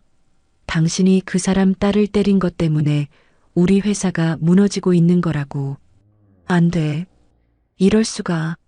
선영은 소파에 주저앉았습니다. 손이 떨리고 입술이 바짝 말랐습니다. 지금 어떻게 해야 해요? 선영이 떨리는 목소리로 물었습니다. 사과해야지. 당장 찾아가서 무릎 꿇고 빌어야 해요. 하지만은 무슨, 이대로 가면 우리 완전히 망해요. 상준이 소리쳤습니다. 그날 저녁 선영과 상준은 민호를 찾아갔습니다. 동대문의 한 작은 사무실. 겉보기엔 평범한 물류회사 같았지만 이곳이 민호의 본거지였습니다.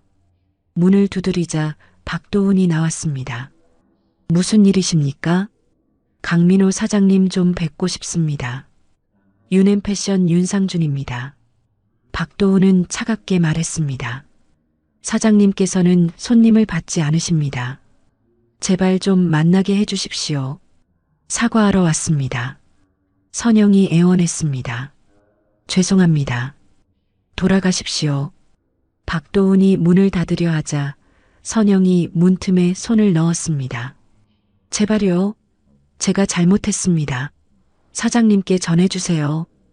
그때 안에서 민호의 목소리가 들려왔습니다. 들어오세요. 박도훈이 문을 열자 민호가 책상에 앉아 있었습니다. 평소와 다름없는 차분한 모습이었지만 그의 눈빛만은 얼음처럼 차가웠습니다. 선영과 상준은 급히 들어가 민호 앞에 재빨리 무릎을 꿇었습니다. 사장님, 제가 잘못했습니다. 다연 씨에게 정말 죄송합니다. 선영이 머리를 조아렸습니다. 하지만 민호는 아무 말도 하지 않았습니다. 그저 차갑게 그들을 내려다볼 뿐이었습니다. 제발 용서해 주십시오. 회사가 망하면 직원 수백 명이 길거리에 나앉습니다. 상준이 간절하게 말했습니다. 민호는 천천히 입을 열었습니다. 우리 딸을 때린 그 손으로 제 손을 잡지 마십시오.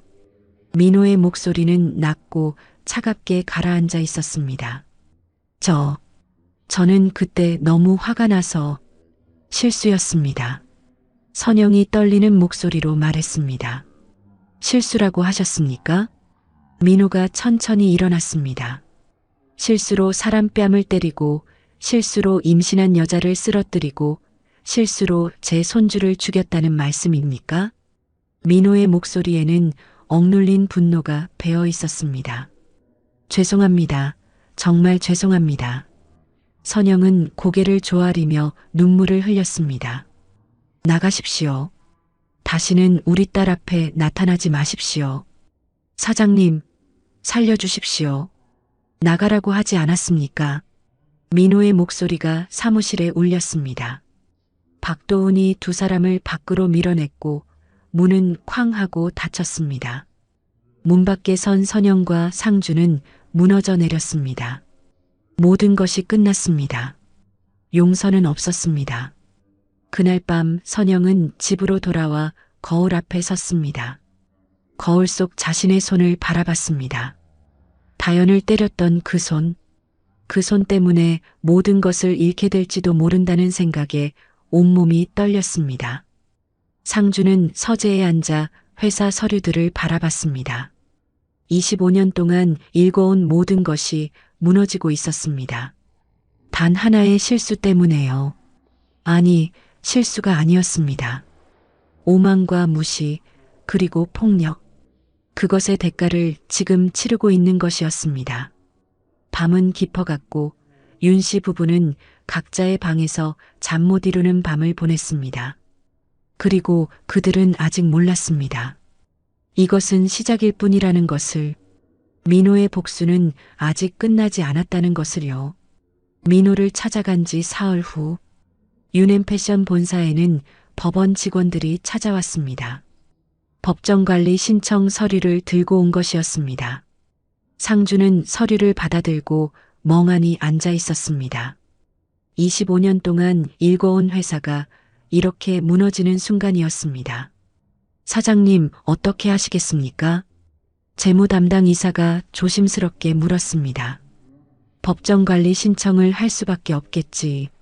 다른 방법이 없어. 상준의 목소리는 기력이 없었습니다. 지난 2주일 동안 잠도 제대로 못 자고 밥도 거의 먹지 못했습니다. 체중은 5kg이나 빠졌고 얼굴에는 수염이 덥수룩하게 자라 있었습니다. 바로 그날 오후 더 큰 충격이 찾아왔습니다. 정략 결혼을 약속했던 장세린의 아버지 장현철 회장에게서 전화가 온 것입니다. 윤 사장, 우리 얘기는 없던 걸로 합시다. 장 회장의 목소리는 차갑고 단호했습니다. 회장님, 잠깐만요. 제가 설명 좀. 설명은 필요 없소. 법정관리 들어가는 회사랑 혼사를 진행할 수는 없지 않소. 하지만 회장님, 저희가 다시 일어설 수 있습니다. 시간만 좀 주시면. 그리고 솔직히 말해서 윤 사장 집안이 어떤 일을 저질렀는지 다 들었소. 장 회장의 말에 상주는 숨이 막혔습니다. 강민호 사장 딸을 폭행했다면서요? 그것도 임신한 여자를요? 그건 제 아내가 실수로 사람을 때립니까? 게다가 그 여자가 유산까지 했다면서요? 장 회장의 목소리에는 경멸이 담겨 있었습니다.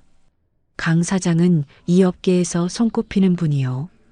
그런 분을 적으로 만들다니 윤 사장은 정말 어리석은 짓을 하셨소. 회장님, 다시는 연락하지 마시오. 우리 딸은 그런 집안으로 보낼 수 없소. 전화는 뚝 끊겼습니다. 상주는 휴대폰을 책상 위에 내려놓고 고개를 떨궜습니다. 마지막 희망마저 사라진 순간이었습니다. 그날 저녁 상주는 집에 돌아와 선영에게 말했습니다. 장 회장이 혼사를 취소했어. 선영은 소파에서 벌떡 일어났습니다. 뭐라고요? 왜요? 우리가 강민호 딸을 폭행한 일 때문이지. 그리고 회사가 법정관리 들어간다는 것도 알고 계시더군. 안 돼. 안 돼요. 선영은 주저앉으며 머리를 감싸쥐었습니다. 세린과의 결혼은 그녀의 가장 큰 야망이었습니다. 그것을 통해 상류층 네트워크를 더 넓히고 회사도 키우려 했는데 이제 모든 것이 물거품이 되어버렸습니다. 다음 날 유넨패션 본사 앞에는 직원들이 모여들었습니다. 법정관리 소식을 들은 직원 200여 명이 집단 시위를 시작한 것입니다. 밀린 월급 주십시오. 퇴직금은 어떻게 됩니까? 우리 가족은 어떻게 먹고 삽니까? 직원들의 외침이 건물을 뒤흔들었습니다. 그 중에는 10년, 20년을 한결같이 일한 사람들도 많았습니다. 그들은 회사를 믿고 평생을 바쳤는데 이제 하루아침에 일자리를 잃게 되었습니다. 상주는 건물 창문 너머로 그 광경을 바라봤습니다.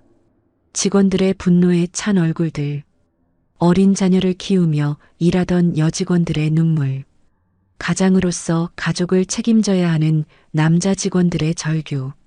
제가 이들에게 무슨 짓을 한 겁니까? 상주는 무너져 내렸습니다. 모든 것이 자신의 잘못이었습니다. 아니, 아내의 잘못을 막지 못한 자신의 무능 때문이었습니다. 그날 저녁 뉴스는 유넨패션의 몰락을 대서특필했습니다. 중견 의류업체 유넨패션이 법정 관리를 신청했습니다. 원단 공급 중단으로 시작된 경영난이 결국 회사 부도로 이어진 것입니다. 200여 명의 직원들은 밀린 월급과 퇴직금을 받지 못한 채 일자리를 잃게 됐습니다. 뉴스 화면에는 시위하는 직원들과 고개를 떨군 채 건물을 나서는 상준의 모습이 비쳤습니다.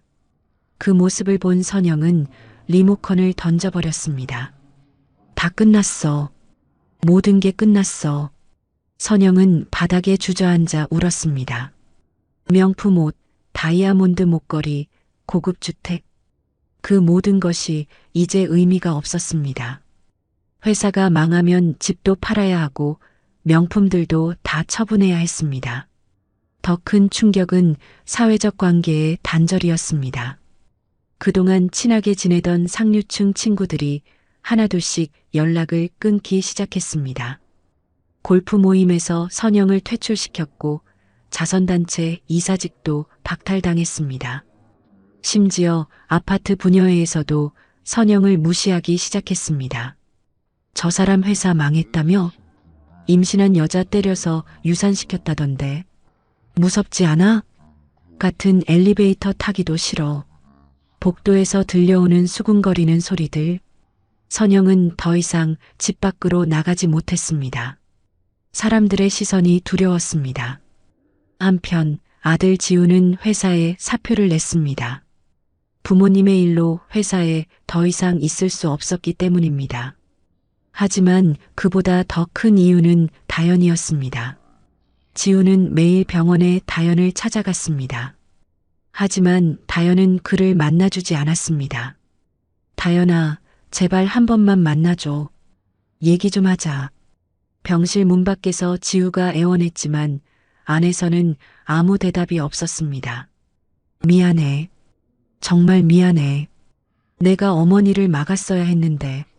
지우의 목소리는 떨리고 있었습니다. 문이 천천히 열리고 다연이 나왔습니다. 여전히 창백한 얼굴이었지만 눈빛만은 확고했습니다. 지우 씨, 이제 그만해요. 다연아, 우리 아기를 지키지 못한 건 저도 마찬가지예요. 하지만 이제는 끝이에요. 다연의 목소리는 조용했지만 단호했습니다. 무슨 소리야? 우리가 다시 시작하면 다시 시작할 수 없어요. 우리는 서로를 볼 때마다 그날을 떠올릴 거예요. 잃어버린 아기를, 그 끔찍했던 순간을요. 다연의 눈에서 눈물이 흘렀지만 그녀는 고개를 저었습니다. 저는 이제 제 길을 가려고 해요. 지우 씨도 그러세요. 다연아, 제발. 안녕히 계세요, 지우 씨. 다연은 병실로 들어가 문을 닫았습니다. 지우는 문 밖에 한참 서 있다가 결국 고개를 떨구고 돌아섰습니다. 복도를 걸어가는 그의 어깨는 축 처져 있었습니다. 그날 밤 윤 씨 가족 세 사람은 각자의 방에서 잠 못 이루는 밤을 보냈습니다. 상주는 회사 서류들을 바라보며 눈물을 흘렸습니다. 선영은 명품 가방들을 바라보며 허탈하게 웃었습니다. 지우는 다연과 찍었던 사진들을 보며 후회의 눈물을 흘렸습니다. 한 달 전만 해도 그들은 행복했습니다. 아니, 행복하다고 착각했습니다. 돈과 권력 그리고 오만함 속에서 진짜 중요한 것을 잊고 살았습니다. 사람을 존중하는 마음, 약자를 배려하는 마음, 그리고 겸손함. 이제 그들은 모든 것을 잃었습니다. 회사도, 돈도, 명예도, 관계도, 그리고 가장 중요한 것, 다시 돌이킬 수 없는 시간도 잃었습니다. 창밖으로 비가 내리기 시작했습니다. 차가운 가을비가 서울의 밤을 적시고 있었습니다. 유넨패션의 간판에 빗물이 흘러내렸고 그 불빛은 점점 어두워지고 있었습니다. 민호는 자신의 사무실에서 창밖을 바라봤습니다. 복수는 끝났습니다. 하지만 그의 마음은 여전히 무거웠습니다. 딸의 아픔이, 잃어버린 손주가 여전히 그의 가슴을 아프게 했습니다. 사장님, 이제 그만 집에 가십시오. 박도훈이 조심스럽게 말했습니다. 그래야겠지. 민호는 천천히 자리에서 일어났습니다. 복수는 끝났지만 진짜 중요한 것은 이제부터였습니다. 딸의 상처를 치유하는 것. 그것이 앞으로 그가 해야 할 일이었습니다. 유산 후 석 달이 지났습니다. 다연은 병원에서 퇴원한 뒤 회사를 휴직하고 한동안 집에서 집거했습니다. 밖으로 나가는 것도 사람을 만나는 것도 두려웠습니다. 뱃속에 있던 작은 생명을 지키지 못했다는 죄책감이 그녀를 짓눌렀습니다. 민호는 그런 딸을 조용히 지켜봤습니다. 매일 아침 따뜻한 미역국을 끓여주고 밤에는 딸의 방문 앞을 지나며 안부를 물었습니다. 하지만 다연은 대부분 짧게 대답할 뿐이었습니다. 다연아, 밥 먹어야지. 네, 아빠. 조금 이따 먹을게요. 하지만 민호는 알고 있었습니다. 딸이 밥을 거의 먹지 않고 있다는 것을요. 체중은 점점 줄어들었고 얼굴은 창백해졌습니다. 그러던 어느 날 저녁이었습니다. 다연이 거실로 나왔습니다. 석 달 만에 제대로 나온 모습이었습니다. 민호는 뉴스를 보고 있다가 깜짝 놀라 딸을 바라봤습니다. 다연아, 아빠, 저 얘기 좀 해도 될까요? 다연이 소파에 앉으며 말했습니다. 민호는 TV를 끄고 딸 옆에 앉았습니다. 그래, 말해봐라. 저 회사 그만두려고요. 민호는 놀라지 않았습니다. 오히려 예상했던 일이었습니다. 그래, 그러고 싶으면 그만둬라. 아빠가 다 지원해 줄게. 그리고 로스쿨에 가고 싶어요. 다연의 말에 민호는 조금 놀랐습니다. 로스쿨? 네. 변호사가 되고 싶어요. 다연의 눈빛이 처음으로 살아났습니다. 저 같은 사람들을 돕고 싶어요. 약한 사람들, 억울한 일을 당한 사람들을요. 민호는 딸의 손을 꼭 잡았습니다. 좋은 생각이다. 아빠가 응원할게.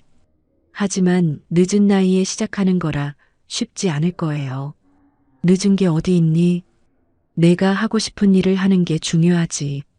민호의 말에 다연은 처음으로 밝은 미소를 지었습니다. 석 달 만에 보는 딸의 미소였습니다. 민호는 가슴이 뭉클해졌습니다. 그렇게 회사를 그만둔 다음 날부터 다연은 달라졌습니다. 아침 일찍 일어나 조깅을 시작했고 도서관에 가서 법학 서적을 읽었습니다. 로스쿨 입시 학원에 등록했고 매일 공부에 매진했습니다. 과거의 상처를 딛고 일어서려는 그녀의 모습이었습니다. 한편 지우는 다연을 잊지 못하고 계속 연락을 시도했습니다. 문자를 보내고 전화를 걸고 때로는 집 앞까지 찾아왔습니다. 다연아, 제발 한 번만 만나줘. 우리 다시 시작할 수 없을까? 하지만 다연은 단호했습니다. 지우 씨, 이제 그만해요. 저는 제 길을 가기로 했어요. 나도 부모님이랑 연 끊었어. 이제 나 혼자야. 우리 다시... 아니에요. 우리는 서로를 볼 때마다 그날을 떠올릴 거예요. 그건 우리 둘 다 힘들어요. 다연의 목소리는 차분했지만 확고했습니다. 다연아, 저를 정말 생각한다면 이제 놓아주세요. 그게 저한테는 가장 큰 배려예요. 다연은 그렇게 말하고 돌아섰습니다. 지우는 그녀의 뒷모습을 바라보며 눈물을 흘렸습니다. 하지만 더 이상 붙잡을 수 없다는 것을 알았습니다. 그날 이후 지우는 연락을 끊었습니다. 그리고 서울을 떠나 지방의 작은 회사에 취직했습니다. 부모님과도 거리를 두고 혼자만의 삶을 살기 시작했습니다. 과거와의 단절. 그것이 그가 선택한 속죄의 방법이었습니다. 시간은 빠르게 흘렀습니다. 1년이 지났고 다연은 로스쿨에 합격했습니다. 민호는 합격 통지서를 받아든 딸을 꼭 껴안았습니다. 잘했다, 다연아. 정말 잘했어. 감사해요, 아빠. 아빠가 없었으면 여기까지 못 왔을 거예요. 다연의 눈에서 눈물이 흘렀지만 그것은 슬픔의 눈물이 아니었습니다. 기쁨과 감사의 눈물이었습니다. 2년이 더 지났습니다. 다현은 로스쿨을 졸업하고 변호사 시험에 합격했습니다. 그리고 작은 법률 사무소에서 일을 시작했습니다. 주로 미혼모와 가정폭력 피해자들을 돕는 일이었습니다. 어느 날 한 여성이 다현을 찾아왔습니다.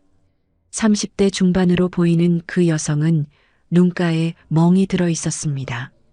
변호사님, 남편이 저를 계속 때려요. 이혼하고 싶은데 방법이 없을까요? 다현은 그 여성의 손을 꼭 잡았습니다. 걱정하지 마세요.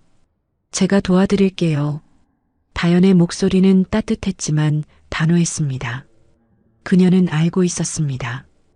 약자의 고통이 어떤 것인지, 도움이 절실할 때 아무도 손 내밀지 않는 것이 얼마나 외로운 일인지. 석 달 후 다현은 그 여성의 이혼 소송에서 승소했습니다. 여성은 눈물을 흘리며 다현에게 감사를 표했습니다. 변호사님, 정말 감사합니다. 변호사님 덕분에 새로운 삶을 살 수 있게 됐어요. 제가 한 일은 별거 아니에요. 당신이 용기를 낸 거예요. 다현은 미소 지으며 말했습니다.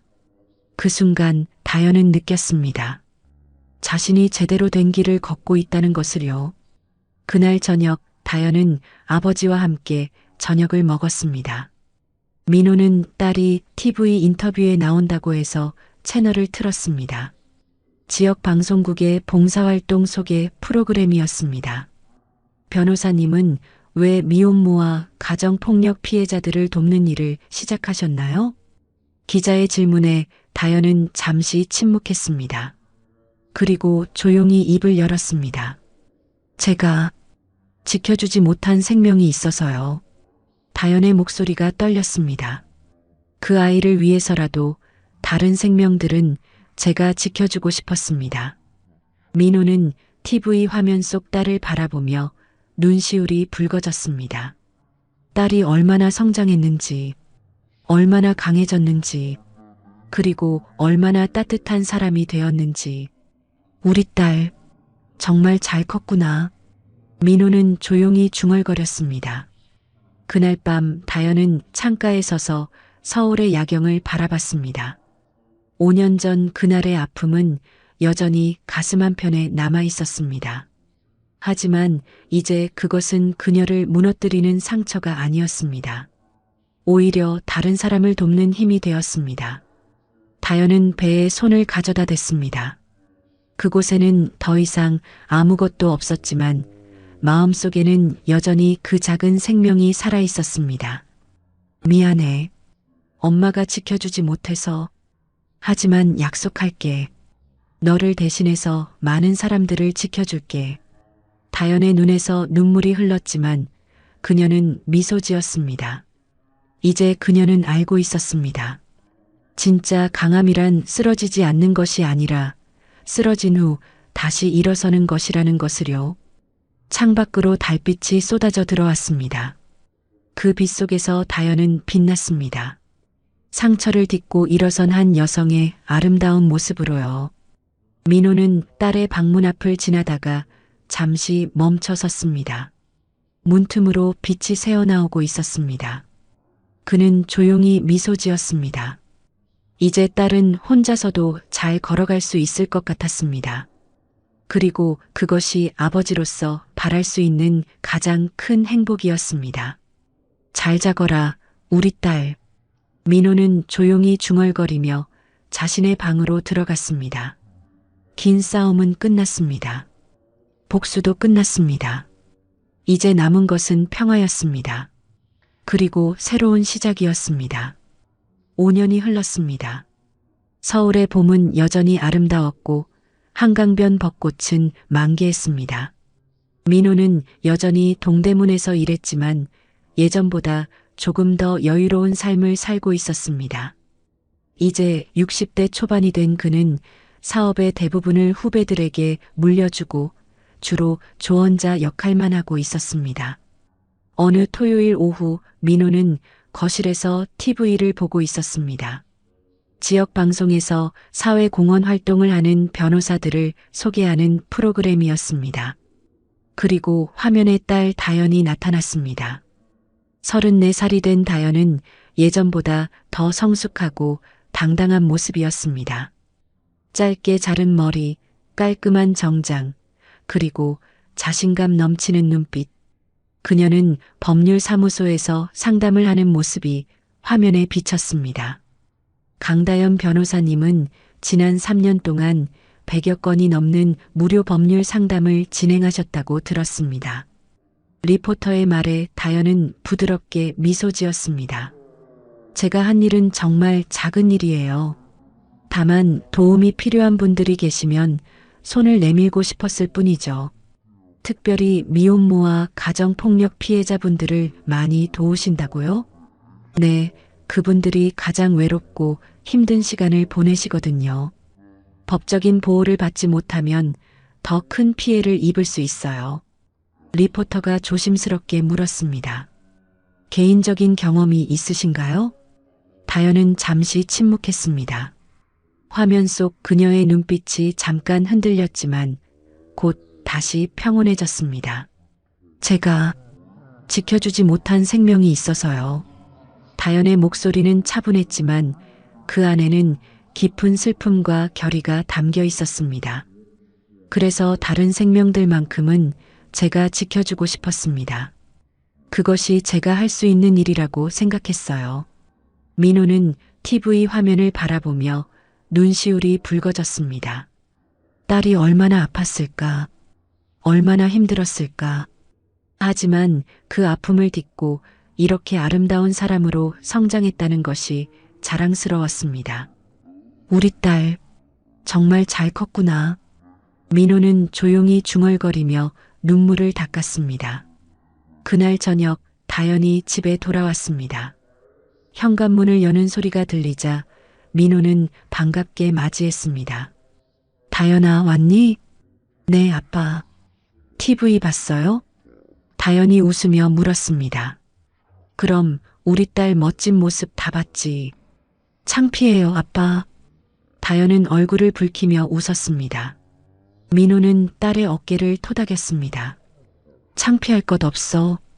아빠가 정말 자랑스럽다. 감사해요, 아빠. 아빠 덕분에 여기까지 왔어요. 무슨 소리야? 내가 혼자 힘으로 이룬 거지. 두 사람은 함께 저녁을 준비하며 이런저런 이야기를 나눴습니다. 평범하지만 따뜻한 일상이었습니다. 한편 구로의 한 작은 원룸. 선영은 창문 너머로 저녁 하늘을 바라보고 있었습니다. 5년 전 그날 이후 그녀의 삶은 완전히 바뀌었습니다.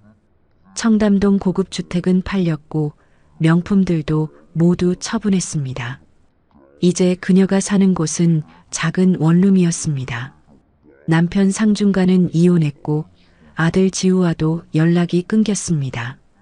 완전히 혼자가 된 것이었습니다.